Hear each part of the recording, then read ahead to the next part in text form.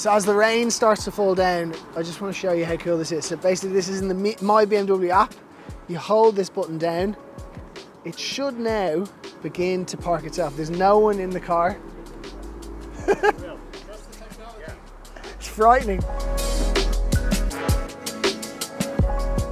Good morning from the cockpit of the BMW iX. This has kind of been the flagship electric SUV for BMW over the last year or two, and we're on our way to a new electric car from the brand. It is the i5. It's the launch today and we're going to go and check it out. However, we won't be able to drive it, but I've managed to book us in to a slot where we can take the BMW i7 out for a test drive. It's a car I've really wanted to drive. It looks incredible. It's the definition of premium luxury living. And so in this review, we're going to be driving that, but also checking out the all-new BMW i5. My name is David O.C. This is the Done Deal YouTube channel. Now let's make our way to the launch.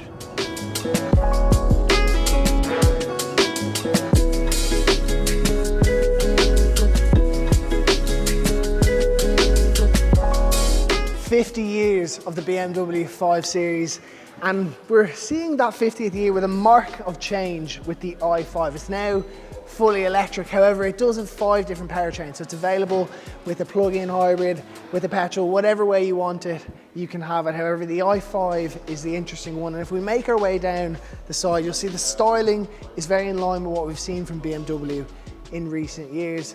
Now, in terms of range, this is always a big one with EVs. It's from about 477 kilometers all the way up to 582 kilometers, depending on what specification you get. In terms of battery size, it's got an 81 kilowatt hour battery, and that has up to 200, or actually over 200 kilowatt charging, which means you can go from about 15% to 80% in about a half an hour, which is more than enough. Now, in terms of prices, this is obviously a big one, as about 22% of 2022's sales for BMW were a 5 Series. So pricing is going to be crucial on this. In terms of pricing, it starts at about 69,000 euros, and that's for a 520i. And then if you want to get into the electric side of things, it's about 90,000 euros. So when's it coming to Ireland? Well, it's launching, it's coming in October, ICE and BEV, and then FEV is going to be coming in maybe February, March of 2024. So we'll take a deeper dive on the BMW i5 later on, or in a later video. But for now, let's talk about this, the i7, because we're stuck with it for the day. To begin with, it's massive. This is the height of what a SUV was in the mid-2000s, all 5'10" and a half of me in terms of height. It's absolutely massive, and it weighs over 2.5 tons. But it's very business, so if you like to conduct business, this is certainly a car that might be on your radar. In fact, there's not all that many when it comes to fully electric business saloons. There's this, and there's the EQS, and that's just about it. So in this review, we're going to be talking about the battery size, what it's like to drive, what it's like to be driven in the back of, because we did enjoy that too, and also showing you how it can actually park itself. So you might not even need to get a chauffeur to have the i7.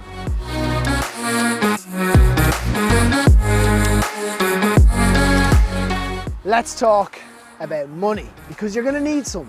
So this car here, it started life at 146,000 euros, and then it got the M Sport Pro pack, and then it got the Technology Plus pack, and then it got a couple other packs along the way, and it ended up costing 172 grand. Now that might seem like a lot, but when you're playing at this end of the market, it's actually pretty reasonable. You're getting a lot for that.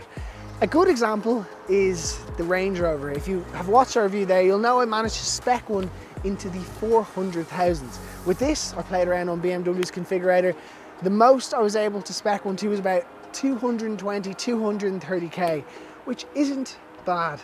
I can't believe I just said that out loud. Now, what's powering it? Well, it's got a 107.8 kilowatt hour battery. Now, usable of that's about 102 kilowatt hours. And that, in terms of range, is a claimed 623 kilometers. And personally, I don't think you'll see over 600, but if you get mid 500s, that would be pretty decent, because, as we said earlier, it's 2.5 ton.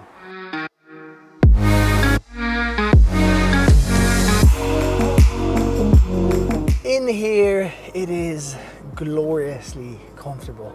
They've done a remarkable job. Everything down to the armrest is nice and comfortable. There's some wireless charging. If wireless charging is not your thing, then you can plug in to a USB-C here. There's plenty of knee room, and I know on some specifications you can actually have the front seat go away and it's like an airline business class seat. It's gorgeous. I've sat in one of those versions. Amazing. It's got a lovely little headrest here. It's just a wonderful place to be. And what's more is you can control things quite accurately back here. So obviously climate control, all of those type of things. But here on this kind of iPhone-like thing, you can turn on the cooled seats, which I have on right now, which is glorious on a warm day. And you can also put up the blinds. There goes the one beside me, the one behind me. And there's actually different modes if you play around with this. So for example, we can put it into relax mode. The sunroof, which is a lovely panoramic sunroof, should close. And as a whole, it's just a lovely place to sit. One thing I didn't mention is I've got massage seats on behind me right now, which is, I can just imagine, if you own this car, you probably have a lot of stress in your life. So having a massage seat as you go to your next board meeting. Let's take this beast for a little bit of a drive. Now I know what you're probably thinking, if you have an i7, you're probably not driving it. And that probably is true if you're in Dublin Airport, platinum services, or if you're in maybe the USA or China. But I think in Ireland, on the real roads, for the most part, i7 drivers or owners are going to be driving it themselves. So let's actually talk about that experience. So the steering wheel is nice and big, very, very chunky. It's the same, or virtually the same. Maybe it's actually a little bit different. In fact, I'm now looking at it, it is a bit different to the iX, but it has that same chunky feel to it. And then the layout around you, I mean, it's screen galore. Everything you touch, everything you see, everything is just exquisitely made, down to the way everything feels. Now, I don't have time in this video to run you through the infotainment system. It's very similar to that of the iX. So if you'd like to kind of learn about that, then hit the link up there. For now, I'm going to talk about just driving the i7. It's massive. There's no two ways about it. It is a unit to drive. You're very aware that you're not in a Ford Fiesta, that you're not even in something maybe like an X5. It feels even bigger than that. It's gigantic. And parking that, it does make you think, oh, I'm parking, I have to think, curbs, everything like that. There's some great 360 cameras, and the cameras help a lot. And actually the driving aids as a whole are really good. One thing I think BMW do a superb job of is the driving aids. And where I mean by that is, a lot of cars, let's say with adaptive cruise control or emergency braking, they only work when you turn them on, and then the emergency braking, obviously that's on the whole time, but it's either halfway on or 100% on, it slams on the brake, it's dramatic. Here in the i7, when I drove it out from where we collected at Automotive Team earlier and put it out on the open road, down the road, about 100 meters away, maybe not quite that far, but in the distance, a car was pulling out of a parking spot, and it just slowed down for me. It was just those little touches that make driving this really enjoyable. And then if I hold down this boost button and I put my foot down, it becomes a supercar.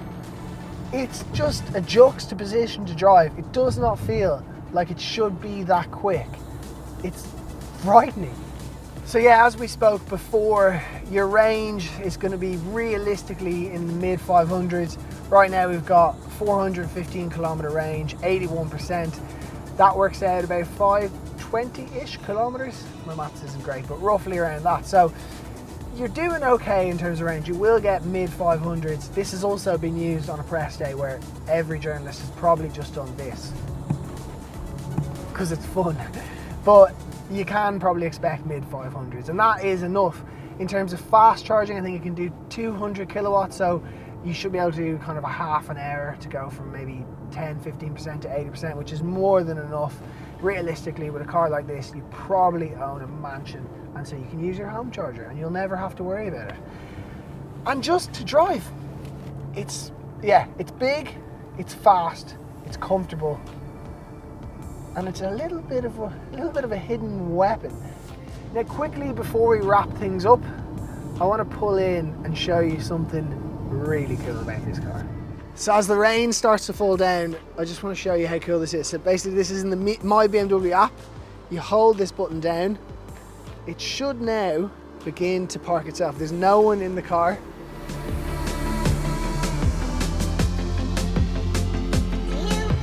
Pretty cool, to be fair.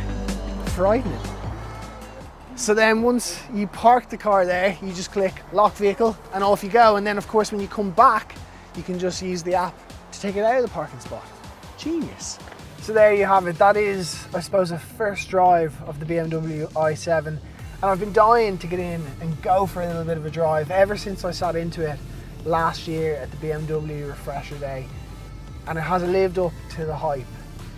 And I tell you what, it really suits it to be an electric car.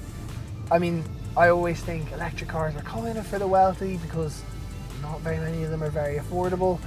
However, this just works regardless of whether you like or you dislike electric cars. It's got enough range. It's quieter than ever now that it's electric. And it's also faster than any 7 Series that I've ever driven.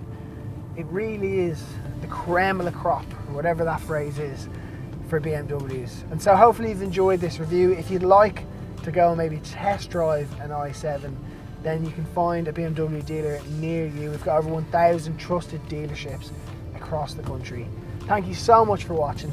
Let us know what car you'd like to see us review next, and we'll see you then.